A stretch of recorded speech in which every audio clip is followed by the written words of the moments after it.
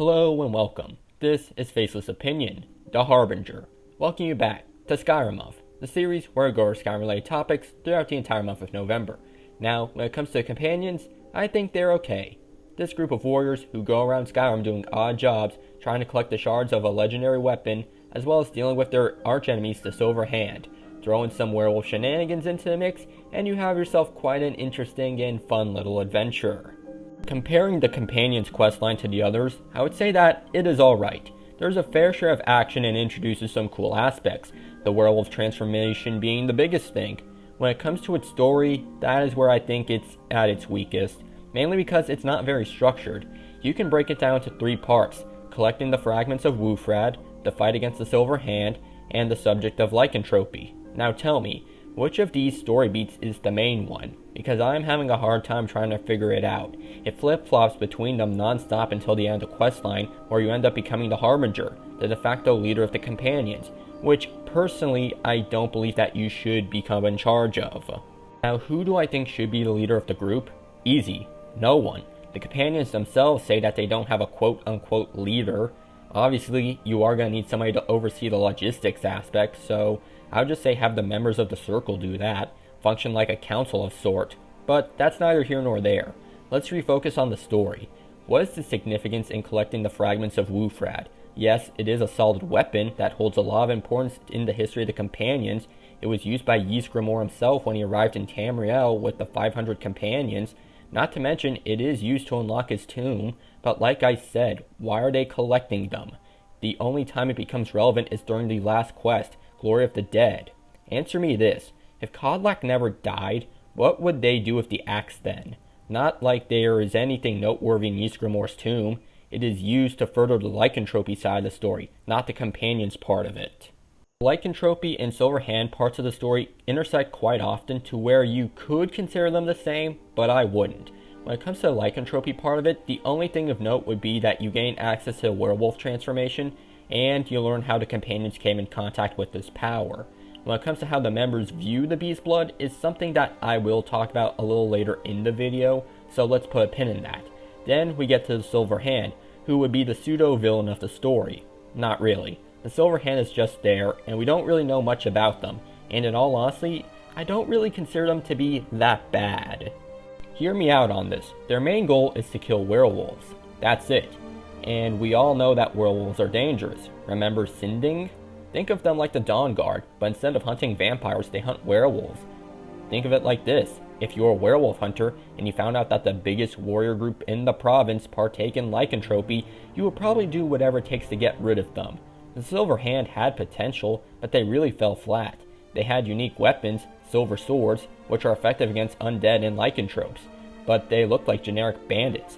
How come they don't have their own type of faction armor? Not to mention, they feel like more of a nuisance than they do a legitimate rival, mainly because there's no leader per se, no history. Do you think it would be better if there was a leader of the Silver Hand, and they were once a part of the companions, but left because they did not support the idea of the group using the beast blood, putting them at odds, especially with Kodlak, and the story progresses and the leader of the Silver Hand plays a part in the deaths of both Skjor and Kodlak, making it even more intense? I think that would have made the story better in my opinion. Like I said, the story goes all over the place. It has a lot going on and nothing going on at the same time, making it inconsistent. One thing that I think should be mentioned is that the companions don't feel like a warrior group. If anything, they feel like a cult. Think about it. They perform a ritual to gain power that originates from a Daedric prince. You're seen. Yeah. For a group who talks about honor, I don't really consider them to be that noble. It's even worse when you consider the fact that when you undergo the ritual to become a werewolf, that they let you run loose across Whiterun, where there's a good chance where somebody could be killed in the process. I think the Silver Hand may be onto something here, guys. Let's loop back to the lycanthropy part of the story. The main crux of it revolves around Kodlak wanting to cure himself of it, mainly because he wants to go to Sovngarde when he dies, but won't be able to because of his beast blood. Besides that, there isn't really a main detriment to becoming a werewolf. No serious issue that affects the others. Farkas and Vilkas only cured themselves because Kodlak did it. And to be real honest, that's kind of a weak reason as to why someone would want to get rid of it. If there was a more legitimate reason why you should not have the beast blood, like it affects the person's mind over time with each transformation, or that they forcibly transform at random times. Take being a vampire for example. They need to consume blood regularly, are susceptible to fire damage, and are weakened by the sun. Now look at werewolf. There's no real weakness to it. Who cares if you can't have the well-rested benefit from sleeping? Whoop-de-freaking-do. Not to mention, many of the companions, the members of the circle, want the other members of the group to become werewolves too, as evident by conversations you can hear certain characters having. Now that we're on the subject of the members within the companions, let's talk about them. And no, I'm not mentioning Aella, or Farkas, or Vilkas. I'm referring to the other characters, the non-circle members, Rhea, Aphis, Torvar, and Nadja. None of them do anything throughout the course of the questline. They are just there. The only time they actually do anything is when you become the harbinger of the companions and they become available as followers. And let's be real honest, you're not going to choose any of them as your followers. If you choose anybody from the companions, it's going to be Aella, Farkas, or Vilkas, because those are the main people you interact with. The other members are not relevant. Same thing goes for both Skjor and Kodlak. I don't give a crap that Skjor died. The only time I interacted with him was when I was undergoing the ritual to become a werewolf.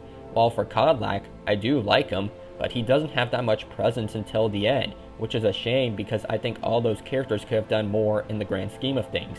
One idea could have been to have the non-circle members go against the idea of the members of the circle partaking in lycanthropy. Have that be a point of pretension. It could add more layers to whether or not beast blood has a place in the companions. Just make it to where when you first join the group, you have to work alongside the other fledglings. Have Tovar be your shield brother, Rhea as your shield sister. Then after a period of time, and when you prove yourself, you work with Farkas and Skjor, then undertake the ritual. If you're going to balance 3 different plot threads, at least give them time to develop. Overall, I think the Companions questline is okay. I do have some issues with the group as a whole. I do not really consider them to be honorable warriors. I have a hard time seeing it because of some of their actions, and I don't think the Silver Hand are in the wrong. If anything, they are more honorable than them, but that's not the point. I just think the story needs some extra work. Just like the main quest, make it longer, flesh out more characters, structure the story to where it doesn't seem so flippant. Now tell me, what do you think about the Companions quest? Do you agree with my take on it? If you can make any changes, what would you do to make it better? Do you think they are an actual cult? Tell me in the comment section down below. Now if you enjoyed the video, be sure to leave a like and make sure you subscribe for more of that good old Skyrim of content. Now until next time, I'll catch you all on the flip side.